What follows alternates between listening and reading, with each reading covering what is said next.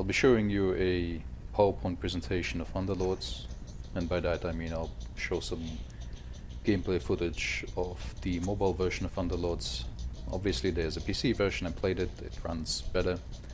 There's also the mobile version, and I'm showing that in order to show that it exists, because Valve has to jump on that market since, don't you guys have phones?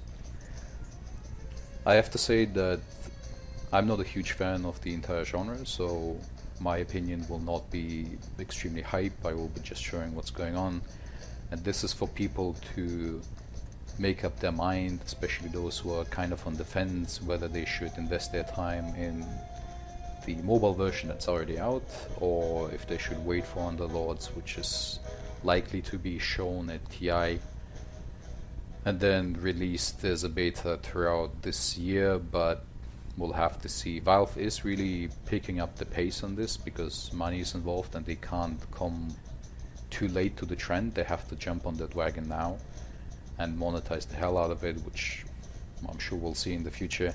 So this time they don't want to be late to the party. So let's take a look. The settings are basically copy-paste from Dota. It's very much the same. Nothing new about this. Like a lot of things are copy-pasted. The Heropedia, on the other hand, beta season. Welcome to the beta season of Dota Underlords. With every new season, the selection of Underlords, heroes, synergies, and items will change, unless it ends up like Artifact. For the beta season, we're focusing on a core set of heroes, synergies, and items before we add the new category of Underlords to choose from. That's basically the twist to it. Thank you for joining us on this adventure. This will be an exciting time where the team will be constantly updating with the new features until we get to 1.0 and launch the season 1. But I highly doubt that they mean communication by that, because Valve is not known for communication. Nothing interesting there. They will have the Underlords as a twist, and here are some of the heroes. Not every hero is in, as you can see. For example, Necrolic is missing. He has a few example heroes: Bloodseeker, Beastmaster, beautifully rendered. Each of them have 2 traits, and those are basically the synergies.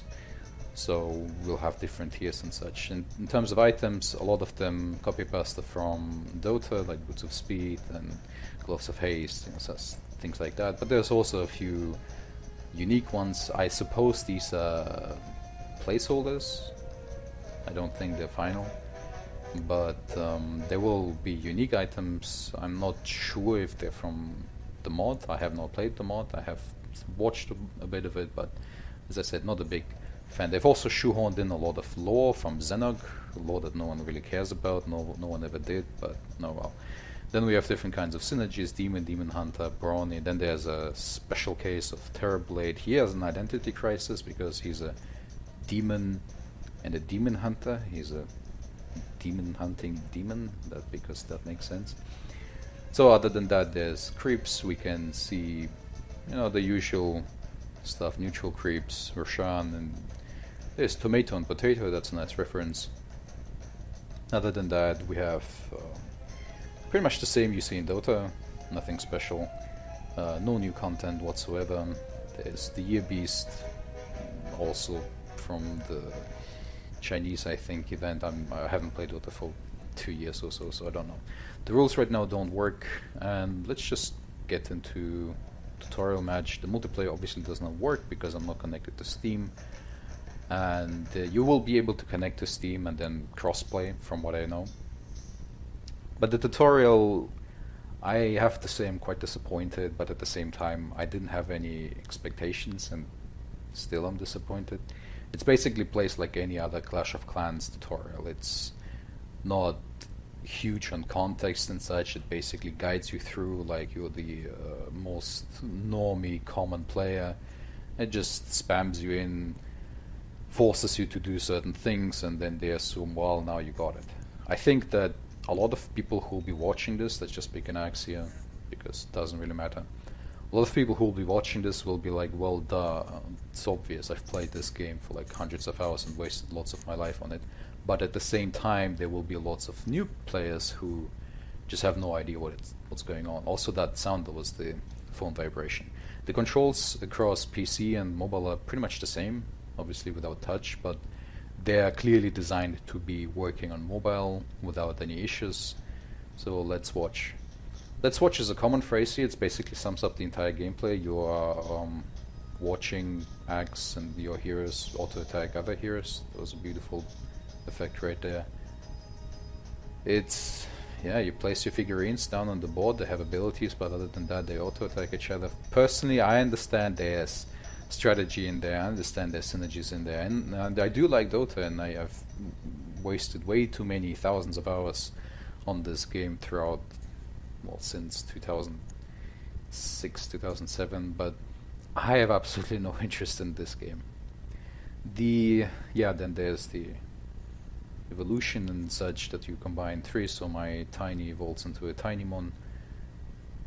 Combine three 2-star heroes into an almost unstoppable 3-stars. What happens if one unstoppable hero encounters another? Is that like... okay, whatever. And then I'll have a tiny mon evolves into a Tony. So they're basically explaining the mechanics like this, sometimes interactive, sometimes non-interactive, and they assume you will just get it.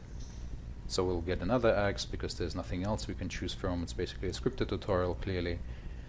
Now we can reroll. Of course there will be another axe because, surprise, surprise, we want to show off the mechanic to combine 3 into 1, so we do that. We have level 2 axe, and now we'll just wait how he auto-attacks Mega Creeps. He also has this, not just him, but lots of heroes have this, I don't know, bug, or maybe it's a parity thing where sometimes they are mid auto-attack and then they stop because they realize, oh wait, I have mana, let me just cancel my auto-attack and then, spam my spell. That doesn't really make sense. Maybe it's a bug, maybe it's intended, I'm not exactly sure, I haven't played the original.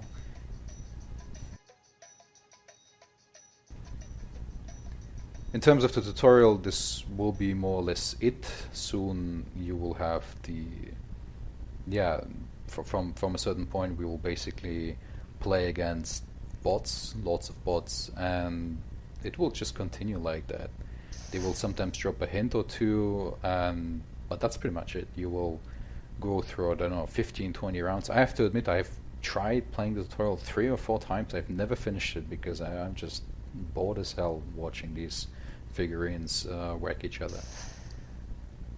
So yeah, that's explaining synergies and such. They will force us to get, I think, a tiny and a tusk, and then we'll have a synergy. But as I said, the tutorial is underwhelming. It's I don't think it's enough for complete newcomers, and I think the reason why I hold them in such, let's just pick these two, in such high regards is because I've followed Valve throughout the last 15 years. And Valve and Blizzard are pretty much my personal reasons why I got into the industry 10 years ago. Valve had one of the best, the very best tutorials in the entire industry. You can easily look up, there's so many analysis videos and such where they really have done so much to teach intuitively, with Half-Life, with Portal 2, where you don't have a tutorial, you don't have anything like this, you don't have this spam and these pop-ups constantly popping up, hey, did you know? It's more like very intuitive and very natural, and this takes a long time, and it takes one of the best designers the industry has to offer. Here's a new mechanic. Basically you can pick one of the items. I believe someone told me, who's also in the beta, that it's from Artifact, so we'll just give the sword to Axe so they can feel the sword of Axe, and maybe he can build a Battle Fury. But yeah, other than that, as I said, and now they've resorted to this very generic way of tutorials, copy pasting like other Clash of Clans and mobile games. That's of course disappointing, but oh well. I'll wrap it up here because at this point there will be no new content. It's basically just tutorial like going on with the bots, and well, that's it.